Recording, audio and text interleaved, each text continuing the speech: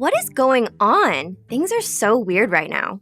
I'm so excited to be here in South Carolina for PragerU's new partnership with you. So instead of teaching a bunch of woke nonsense in our schools, let's get back to the basics.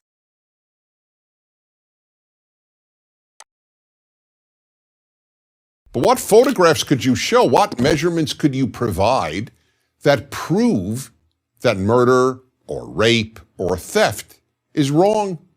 The fact is, you can't. Let's get back to the basics. Thanksgiving, Independence Day, Memorial Day. Holidays are a great time to riddle Americans with needless oppressive guilt. But the one that stands head and shoulders above the rest is Columbus Day. There are a lot of people in our time upset about how you acted once you found all these amazing things in these new lands. There are scientific facts, but without God, there are no moral facts.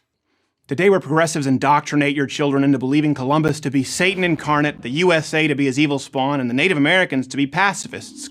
And so now we have Indigenous Peoples Day, or as it would have been named 30 years ago, Aboriginals Day. Or as it would have been named 10 or 15 years ago, Native Americans Day. Or as it could be named tomorrow in Canada, First Nation Peoples Day. About the Caribs, who are vicious, warring cannibals. Jealousy, lying, murder, war. It all exists in the land I just found too. But in Europe, we draw the line at things like eating people and human sacrifice. Basics. Feeling the urge to self-inflict grievous bodily harm yet? That's only natural because the whole charade has become an exercise in hating Western civilization. The entire Western world.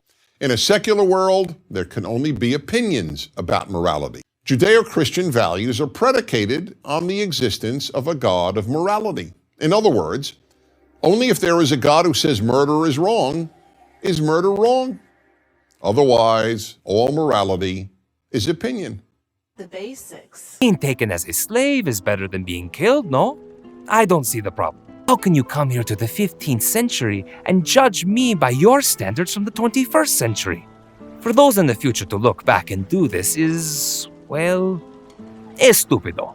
I'll say that really, if you care about justice and equality of opportunity, literacy is the foundational skill that you have to have.